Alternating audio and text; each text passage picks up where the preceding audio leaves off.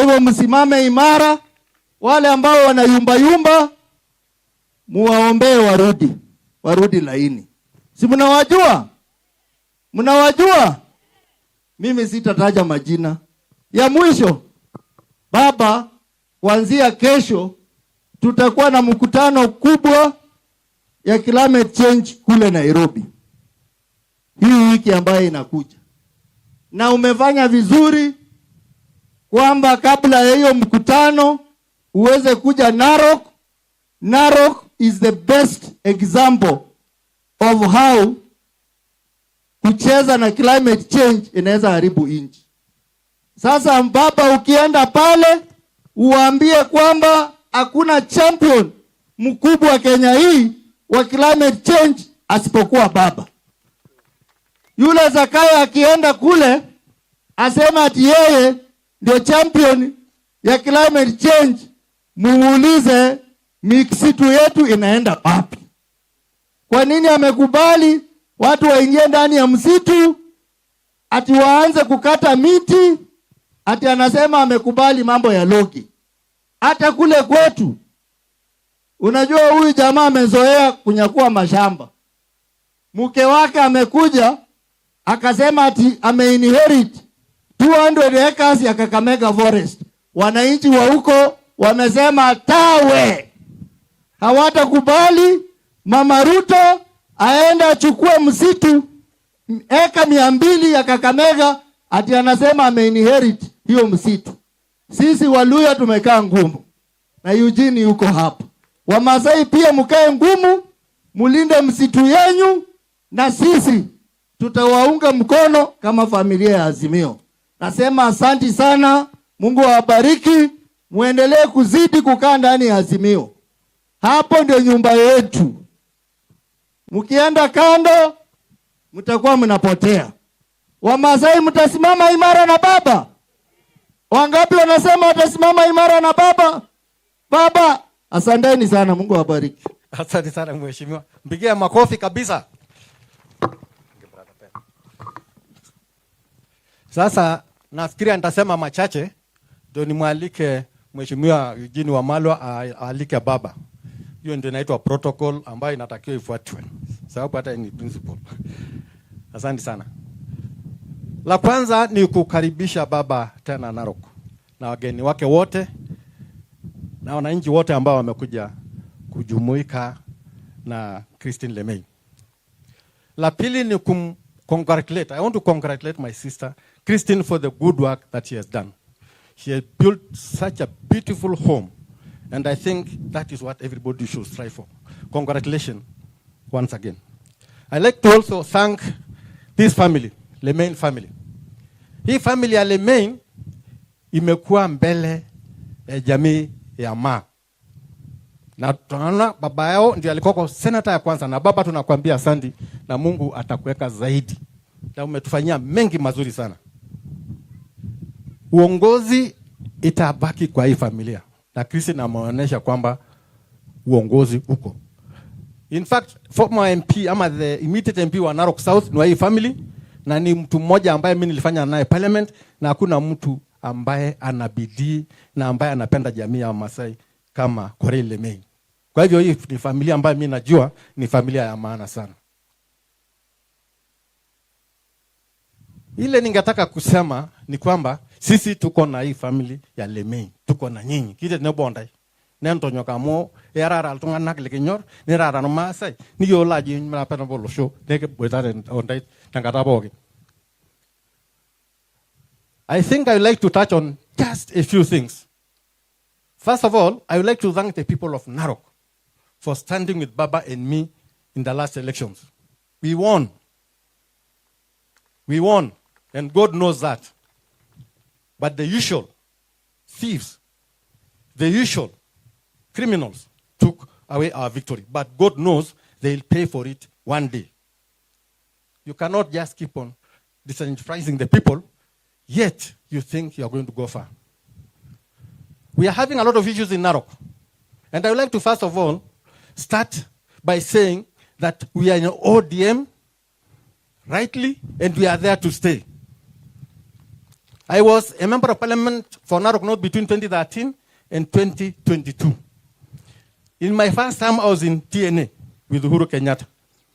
When TNA merged with URP, I left and joined Baba, and this has been my home, and I'll be there. And I found the best home that anybody could ever wish for.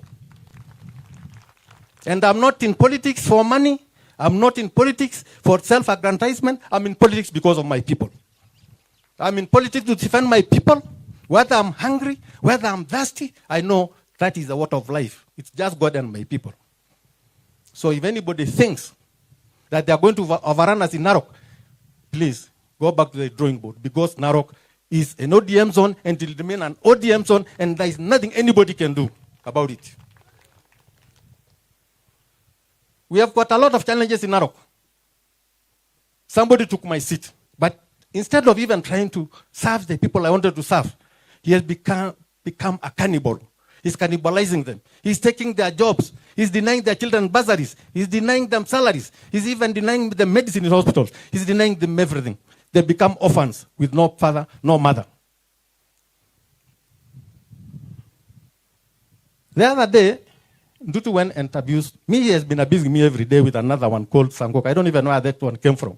Insulting me every day. And I like to tell them this. I will fight for the rights of my people, whether I'm in any position or not. You cannot take away what God gave us as our inheritance. So I like to advise them, go and look for further insults, because he insulted me for a long time, because I will not stand down on the right of my people. Baba, there is a parcel of land that's called Morijo, which is actually a holding ground. A holding ground which is community land.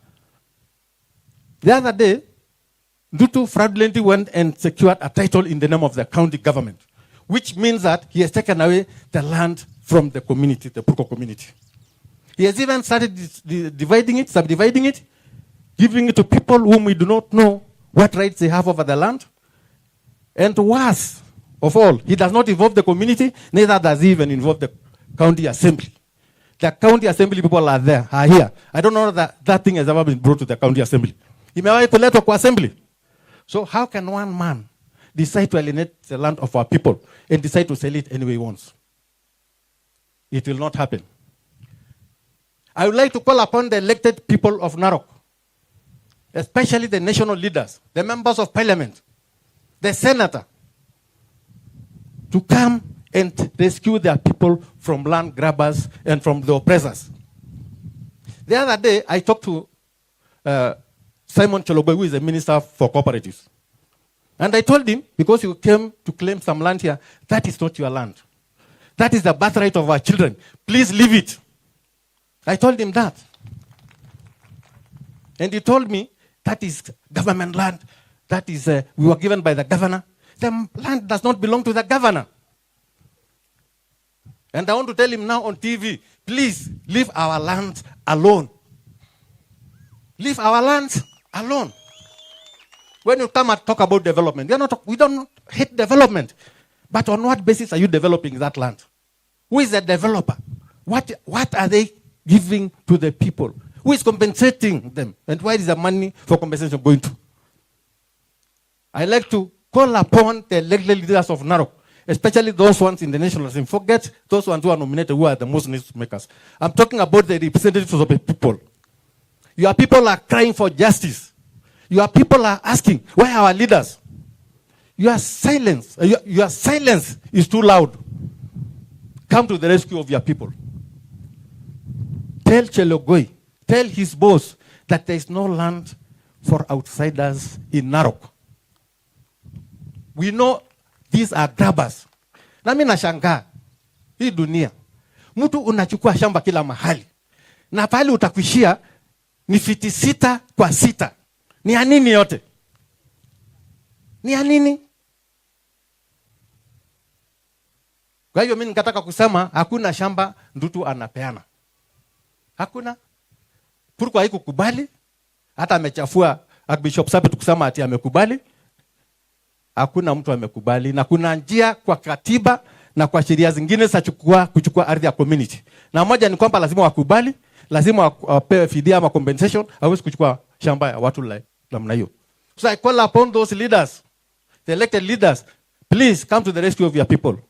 Stand up. Rise up to the occasion.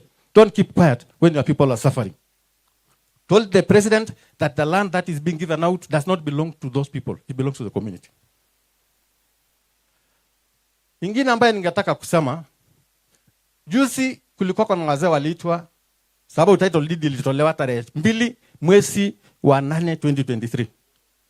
Alafu ati tarehe 25 kama wako na title deed kwa mfuko, wanaita wazee atukuja wa sanctify ama wa cleanse hiyo mambo. Na Archbishop Sapita alikuwa kwa wale. Unakuja kuyaita watu, sasa ile title iko mifuko kutoka tarehe 2 mpaka tarehe 25. Unataka kutuambia nini?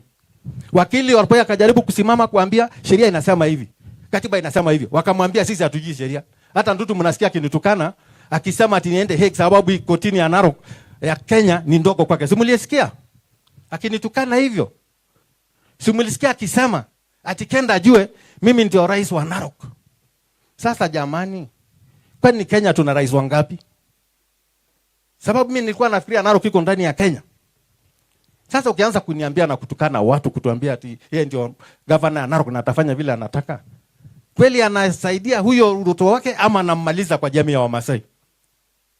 Mtapenda mtu anafanya hivyo?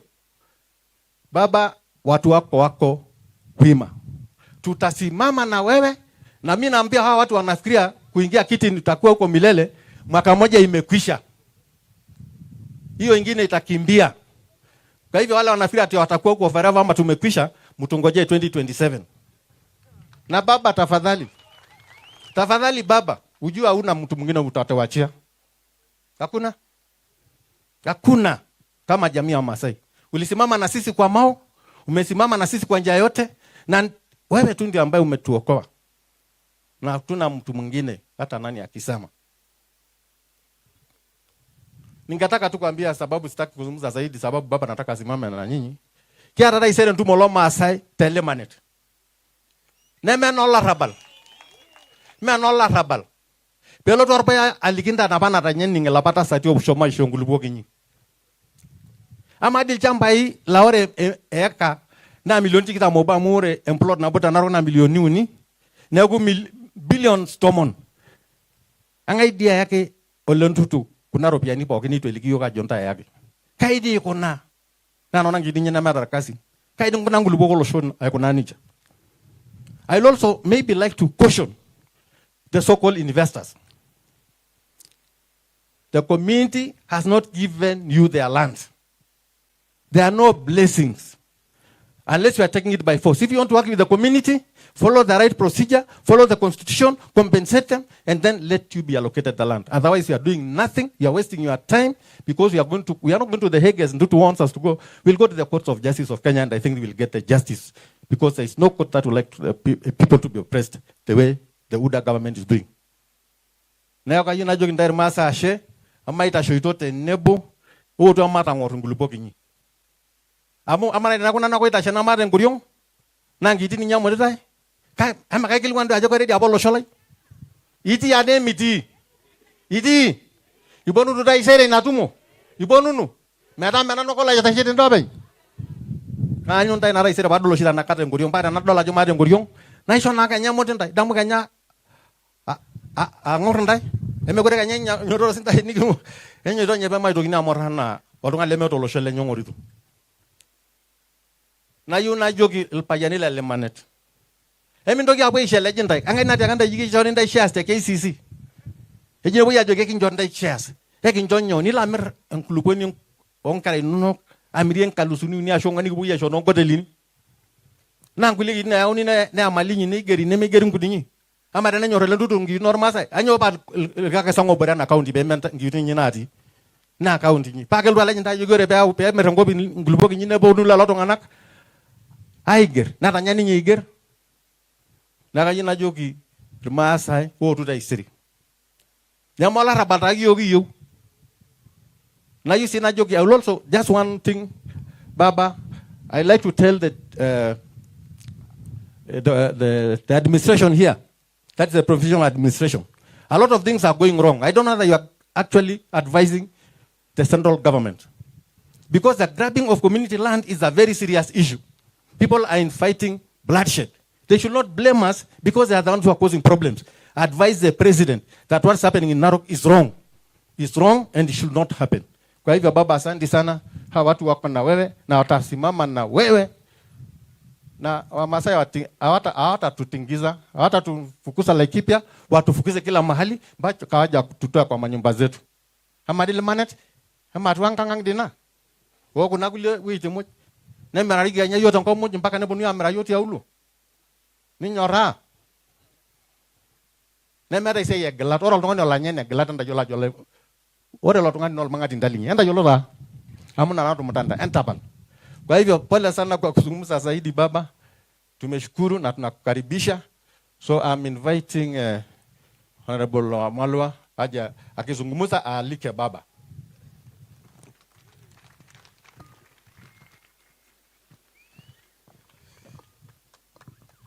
Enter Super Power again. Mlembe. Mnajua hiyo pia. Asanteni sana. Nafikiri nyote hapa mmengoja kusikiza kiongozi wetu Mheshimiwa Raila Amolo Odinga, si ndio? Kabla sijamleta, nataka nilete salamu za principals wa Azimio, akiwemo Stephen Kalonzo Musyoka. Mmepokea hizo salamu? Orero, ulifikiria ni peke yako bwana? Hata pia mimi naona na lindwa hapa sawa sawa.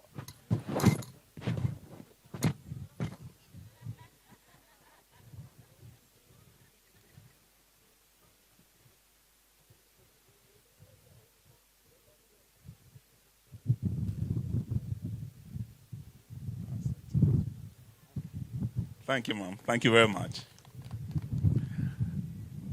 Nilikuwa naleta salamu za Mheshimiwa Stephen Kalonzo Musyoka. Mmezipokea? Salamu za mama wetu Martha Karua. Mmezipokea? Salamu za ndugu yetu wa Jakoya. Mmezipokea? Salamu za ndugu yetu Oparanya. Mmezipokea? Salamu za Jeremiah Kioni. Mmezipokea? Governor Mwangi wa Iria. Mmezipokea? Governor Nderitu Mureithi. Mmezipokea? Wote walikuwa wanapenda wawe nasi hapa, lakini sababu ya shughuli nyingi wako sehemu zingine. Na nikileta salamu za Stephen Kalonzo Musyoka sababu nimeona wanahabari hapa. Kumekuwa na jambo linatembea kwenye news. Na naona watu wa Kenya Kwanza wamefurahia sana kusema inaonekana eti tumesalimu amri. Eti Kalonzo amesema tumekubali ya kwamba Ruto ni rais na tumesalimu amri. Hilo jambo nataka niseme hapa, na nimezungumuza na my brother Stephen Kalonzo Musyoka, who is also my team leader, katika mazungumzo ya Bomas. Na yeye ameniambia ya kwamba amekuwa misquoted ama he was quoted out of context na wale wanahabari ambao wameripoti hilo jambo. Na amesema ya wazi ya kwamba mambo ya the legitimacy of the Ruto presidency can only be settled by one thing and one thing only: opening the servers. Opening the servers. Opening. Hilo jambo nataka niseme nikiwa hapa Narok. And the issue of electoral justice has been prioritized. Is the issue number 1. Na nikija hapa Narok County, najua hapa na wenzangu wameuliza hapa ndio ninyi mnafuatilia jambo ya electoral justice kabisa. Sababu Narok County, na mimi nilikuwa waziri wa ugatuzi, nilikuwa nasimamia 47 counties. Hii county yenu ndio peke yake ambayo kura hazikuhesabiwa na zikatangazwa hapa within the county. Kweli si kweli? Out of 47 counties, it's only Narok County where votes were never counted and announced within Narok County. Ninyi umeingia kwa historia ya Kenya bwana. Na mimi najua hapa mliamua kura ni za baba. Kweli si kweli? Narok was blue. Kajiado was blue. Samburu, the entire Maa nation was blue. We know there are those who are trying to turn the Maa nation yellow. Lakini leo nikiwa hapa nataka niseme asante kwenu. Viongozi wenu hapa wamesema wazi ya kwamba bado mko na baba. Hiyo ni kweli? Mnaendelea kusimama na baba, sio? Na hapa kwa mambo ya ugavana mulisema ni Ole Kenta, si ndio? Senator Ole Kina, si ndio? So your choice was Ole Kenta and Ole Kina. And I know that had Ole Kenta won, this dynamic duo wangepeleka hii county mbali sana. Lakini leo tunataka tuseme asanteni kusimama na baba, na tuombe muendelee kusimama na baba. Sababu yeye amesimama nanyi tangu nyakati za Olentimama. Na Olentimama ndio yule alikuwa anatetea sana the rights of the Maa nation, land rights, historical injustices, mambo ya Mao. That is where the nexus of his friendship na Raila began. Sababu Raila pia ni mtu wa kupigania haki, kupigania demokrasia, kupigania usawa. Na ingawa alipoteza rafiki yake Olentimama, vile Shakespeare alisema that though friends be lost, friendship shall not, and death will have no dominion. Yani ingawa bwana Raila alipoteza rafiki yake Ntimama, hajapoteza urafiki wake na Wamasai. Na vile Ole Kenta amesema hapa, yeye hatapoteza urafiki wake na ninyi watu wa the Maa nation. Kwa hivyo tukiwa hapa tunasema msiache mbachao kwa mswala upitao. Sijui kama mnanisikia. Sababu nasikia umepata marafiki wengine wapya. Wako wana target the Maa nation kabisa, wanawapa vitu vitamu. Lakini leo nataka niwaambie ya kwamba hao watu wa Kenya kwisha. Msipochungana nao, hii Mau itakwisha. Sijui kama mnanisikiza. Hii watu wa Kenya kwisha, msipochungana nao, hii Mau itafanya nini? Itakwisha. Si wameanza kukata miti? Nasikia pia mambo ya mashamba. Viongozi wenu wameongea hapa, na tunajua hao jamaa wanapenda mashamba sana. Na hii shamba ya the Purko community, over 500 acres, is a big target. Baba atazungumzia jambo hili, lakini nilitaka tu niwaonye ya kwamba msipochungana na hiyo watu wa Kenya kwisha kwa mambo ya mashamba. Mashamba yenu yatakwisha na hao watu wa Kenya kwisha. Sijui kama mmenisikia jamani. And your champion Raila Amolo Odinga is here. Amewasikiza. Mwenyewe ataongea hapo. And he will stand with you. We are here just to say we stand with you. Na tuko pamoja nanyi. Nataka nimulete sasa mwenyewe aongee nanyi ili aweze kusema mengi zaidi. Hebu sasa tuweze kusimama tumkaribishe Baba Raila Amolo Odinga. Karibu baba, karibu.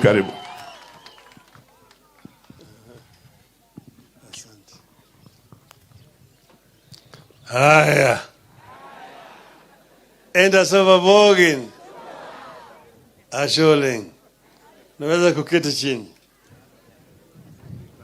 Sasa kuna nafikiri anataka kuja kunivisha kwanza. Anirimbeshe. Kabisa baba. Ili nionekane kama Ndio baba. Karibu baba. Karibu baba.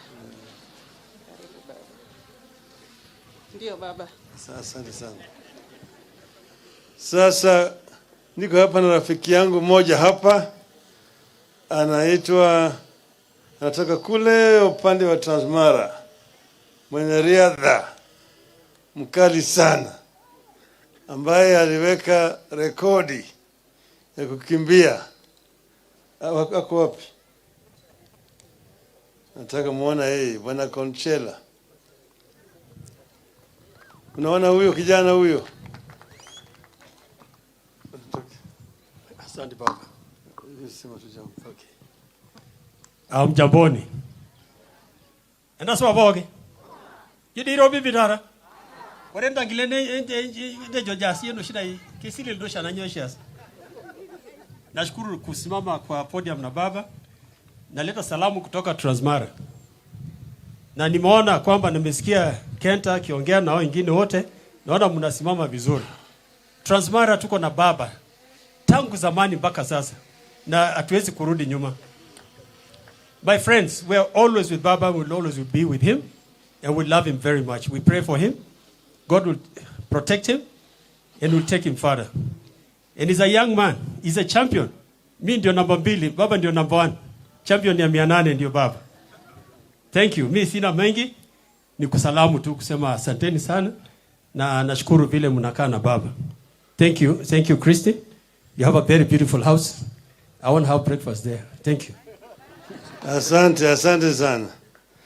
Sasa huyu dada yangu Christine aliniambia mimi ati ako na karamu hapa, akanialika. Nikamwambia mimi nitakuja. Maana yake Christine Remain ni shujaa. Ni shujaa. Amesimama imara sana na sisi tangu zamani mpaka sasa. Ndio sababu nikasema tutakuja. Tuliharisha lakini sasa tumefika. Na leo nimekutana hapa vile vile na moja waanzilishi wa taifa letu hapa. Baba yake Mzee Philip Ole Remain mwenyewe. Umri ya miaka 103. Amekula chumvi. Na yeye alikuwa na baba yangu Jaramogi na wale wengine wakati wa kupigania uhuru. Akaenda mpaka Lancaster House. Yeye ni mmoja wa wale walikuwa kwa Lancaster ambaye sasa amebaki. Na bado wako hapa. Akili yake bado yuko timamu kabisa. Nashukuru sana kukutana na yeye. Tulikuwa hapa na marehemu William Ole Ntimama ambaye alikuwa anasimamia imara kabisa kwa mambo ya amani. Tulimpoteza. Sasa Ntimama alifariki, lakini the spirit ya Ntimama bado inaendelea. Sasa nikiwa hapa kwanza nataka kutoa shukrani kwenu. Vile nyinyi mmebaki imara, mmesimama imara na sisi tangu mwanzo mpaka sasa.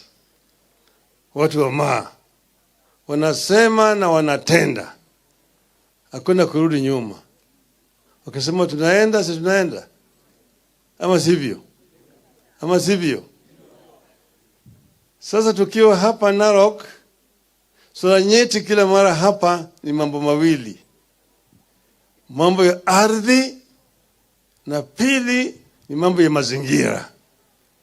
Hapa nyinyi watu wa Masai mmesimama imara kwa muda mrefu zaidi. Wanawake watu wa Maa ndio watu wa kwanza kufika eneo hii ambayo inaitwa Kenya. Na nchi ya Maa ilikuwa inatoka kule milima Kilimanjaro hadi milima Kenya hadi milima Elgon. Lakini sasa hiyo nchi hiyo ilichukuliwa. Wabeberu walikuja hapa wakadanganya Wamaa. Kwanza walikuja na Biblia. Wakakuta Wamaa wako na ardhi. Baada ya miaka 20 Wamaa walikuwa na Biblia. Ardhi ilikuwa imeenda kipande chake.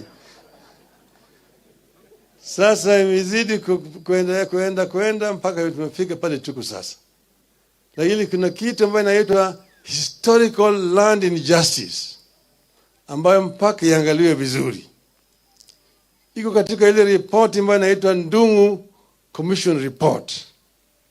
Vile ardhi ya Maa ilichukuliwa mpaka imefika pale tuko sasa. Waleo mimi nataka tu kusema kwamba yale ambayo yamebaki muhifadhi. Wacha hii mambo ya kukatakata mashamba na kuuza ovyo. Baadaye utakuwa wewe ndio kwa squatter katika ardhi yenu. Ama sivyo? nyinyi ni wafugaji. Na mkikatakata mashamba ndogo ndogo zitakuwa sasa hakuna hata mahali ya kufuga ng'ombe. Zitaenda zote. Sisi tunataka kuona kama mama baadhi yao inatetezwa na vile vile haiuzwi hovyo. Kama mtu anakuja kuchukua community land mpaka afuate taratibu ambayo inatakikana. Asipofuata taratibu haviendi. Hiyo tutakataa. Sisi tutakataa hiyo. Tutakataa hiyo. Akisema nataka kuleta miradi gani unaleta? Tujue ni miradi gani. Na wale ambao wenye hiyo ardhi unawapatia nini? Mpaka wapatie kitu. Ama sivyo? Hiyo sisi tutasimama imara. Hapa Mau. Unajua kesho wanaanza kuna mkutano kubwa ya ulimwengu inakuja Nairobi. Kuongea juu ya mambo ya mazingira. Lakini hapa Kenya ukiongea juu ya mazingira swala nyeti ni mambo ya Mau. Sisi tulijaribu sana kuhifadhi Mau. Lakini jamaa walikuwa kila mara kwa mara na wanaolafi ya mambo ya ardhi. Watu wameingia ndani ya Mau wanakata miti huko. Tulisema watoke. Tukaambiwa kwamba nyinyi hamtapata kura zetu baadaye. Nikawaambia afadhali niende niuze mandazi Kibira badala ya Mau ili akili Mau ihifadhiwe. Sasa bado wanaona kama wanarudi. Juzi wamesema sasa wamekubalia watu kukata miti. Wanasema ni miti ile ambayo imepandwa. Lakini hapana, watu tayari wameingia huko ndani ya Mau. Mimi kila mara kwa mara napita pale na ile ndege ya helikopta. Hata leo nimepita huko. Najua pale watu wameingia huko ndani. Unasema unataka kuhifadhi mazingira na Mau inaenda. Mazingira gani unataka kuhifadhi?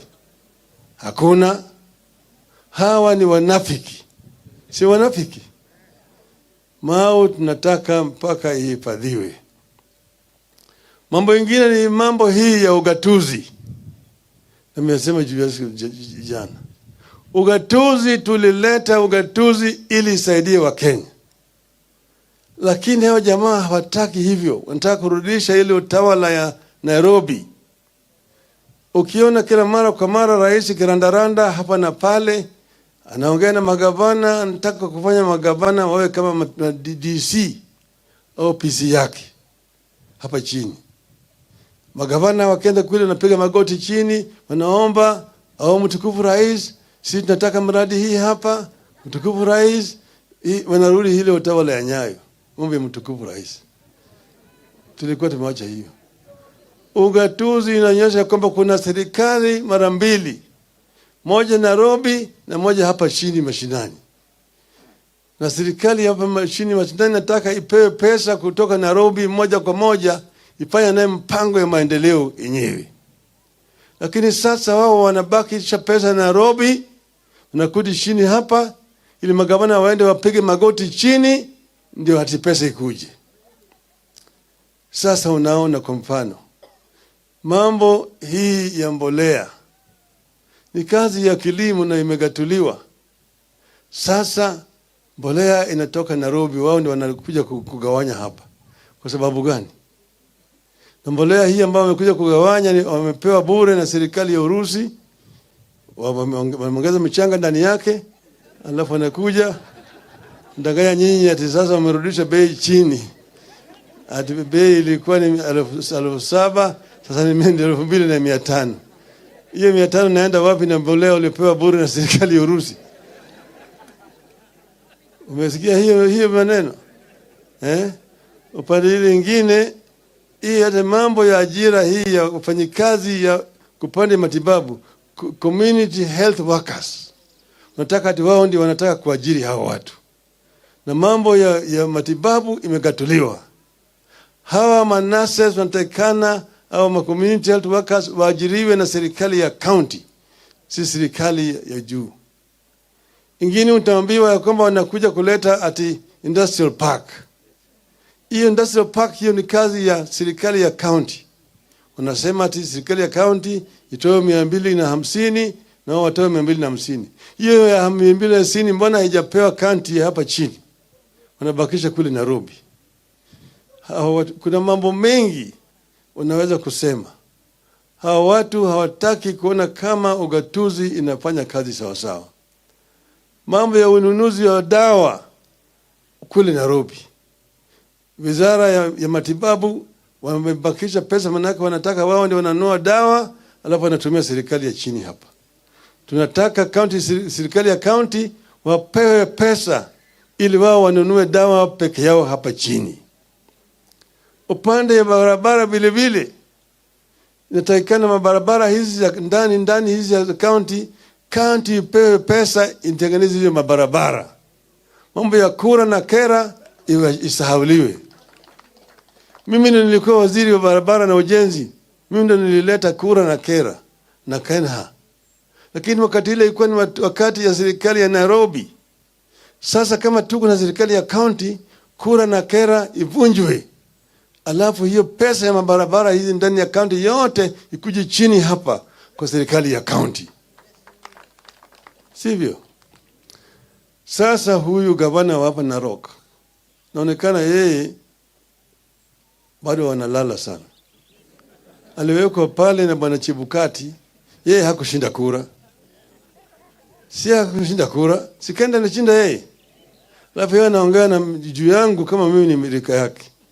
Shenzi sana. Sasa ni mtu mjinga. Anaongea juu ya ODM, ati watu waache toke ODM, waende sijui wapi.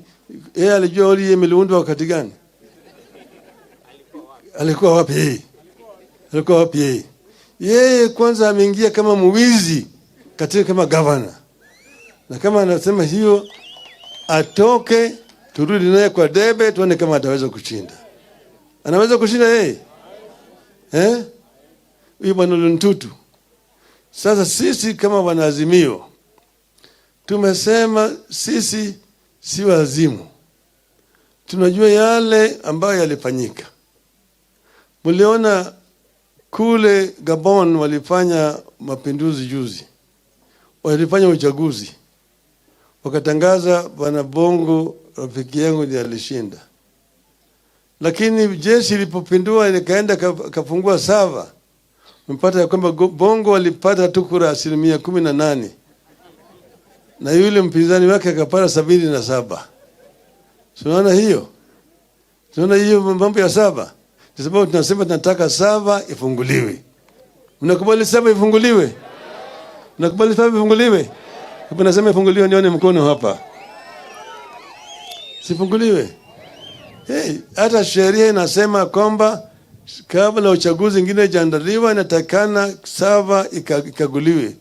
Uchaguzi ikaguliwe sawa sawa. Ndio wananchi waridhiki ya kwamba matokeo ni kama vile walikuwa wamepiga kura. Sasa mimi nataka nyinyi msimame imara, bado mbaki msimame imara.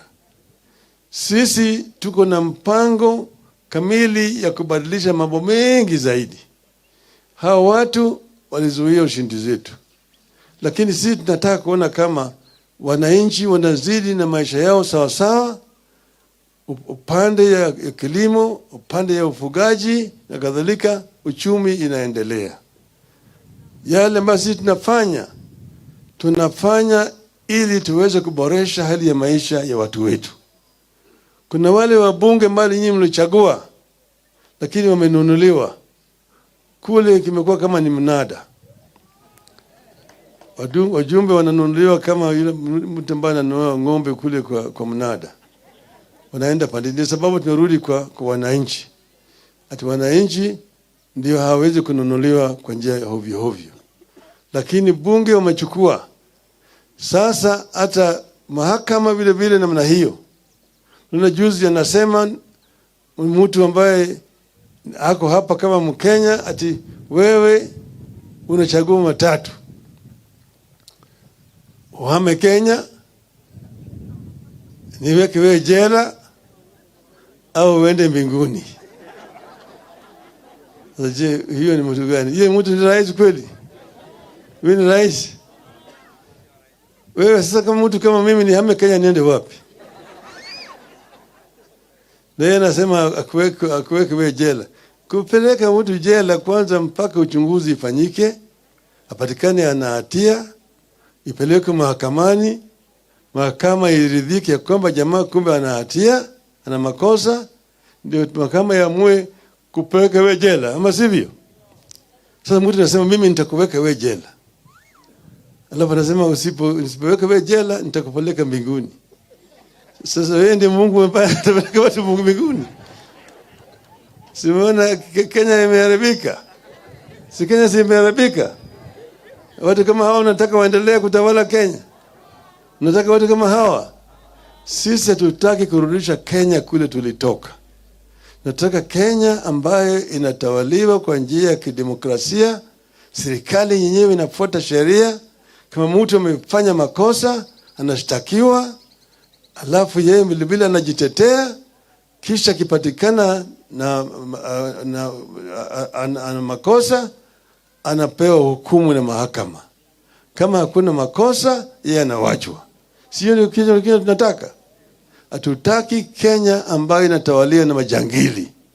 Hawa jamaa wanaonekana ni majangili. Na sisi kama wanaazimio hatutaki utawala ya majangili. Tunataka azimio iendelee. Tunataka maazimio iendelee. Tuendelee sisi tuendelee.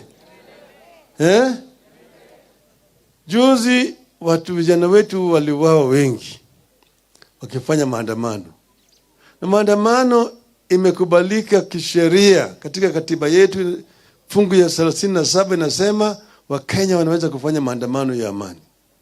Lakini sasa wanatuma polisi na risasi, unapiga watu na wanaua. Je, hiyo ni ungwana? Hiyo ni ungwana? Alafu jamaa nasibu polisi kufanya kazi mzuri. Kazi ya kuua watu ni kazi mzuri. Watu wanapiga risasi ni kama swara. Je, hiyo ni ungwana? Haya yote ni vitu ambavyo sisi zote tumepinga kabisa. Lakini kama vile jamaa wamesema, wanaazimia zote tuko pamoja na nyinyi. Na mimi nataka kuleta salamu ya seneta wenu, Mheshimiwa Ledama Olekina. Niliongea naye kwa simu. Yeye alikuwa kule Amerikani. Alikuwa unajua wakati ile kule Bomas alipigwa vibaya sana. Hiyo bado inakuwa inauma yeye, alienda matibabu kule Amerikani. Lakini atarudi kesho, atakuwa hapa kwenu. Akasema nilete salamu zake. Mmepokea? Mmepokea? Mnapokea? Azimio. Azimio. Azimio. Inawezekana. Azimio. Azimio. Azimio. Asanteni sana.